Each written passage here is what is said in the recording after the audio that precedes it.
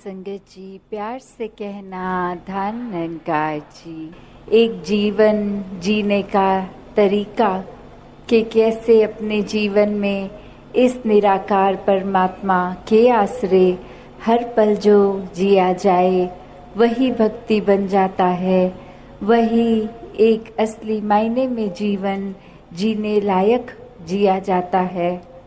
एक कर्तव्यों का पालन करके घर बार काम काज, फिर भी संतों ने हमेशा से एक भक्ति को ही सर्वश्रेष्ठ रखा है। इस परमात्मा को अपनी प्रायोरिटी सबसे पहले बनाया है, हर पल बनाया है। सिर्फ उस समय नहीं जब कोई दुख दुविधा एक जीवन में है, पर सुख के समय भी इस परमात्मा का ही वो श्रेय, और जब कोई स्थिति अपने अनुसार नहीं तो भी इसी के आश्रय। तो ऐसा जीवन एक मुबारक जीवन होता है जो एक पहले इस परमात्मा को देखा जाए, इसको अंग संग जर्रे जर्रे में देखकर, इसके साथ मन का नाता गहरा करके, इससे प्यार करके, तो ऐसा जीवन आप सब जहाँ जी रहे हैं तो वही जीवन हर किसी के हिस्से आए, संसार के चाहे किसी भी कोने में है।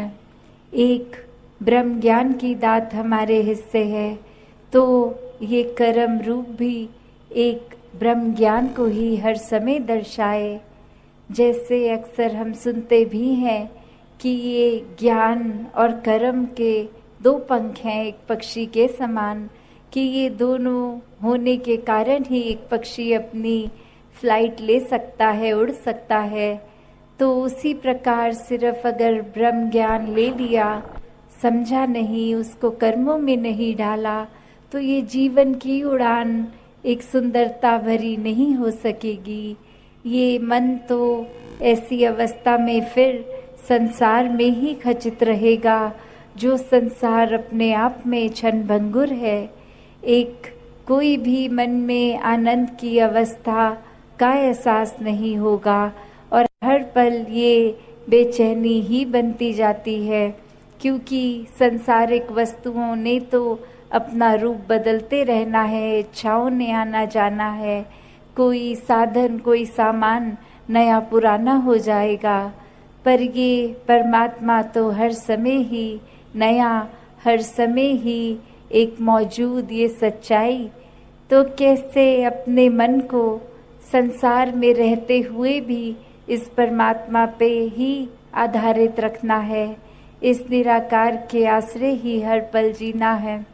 एक मन में भी अक्सर जो बात आती है कि हर कोई हर सत्संग में यही सुनते हैं कि एक ब्रह्म ज्ञान के द्वारा बाद में भी एक सेवा सुमरन और सत्संग के पहलू से इस निराकार को और मन में पक्का करा जाता है। पर अक्सर हमारा मन फिर एक सेवा रूप भी चाहे हो तो भी एक मन इधर उधर भटक जाता है।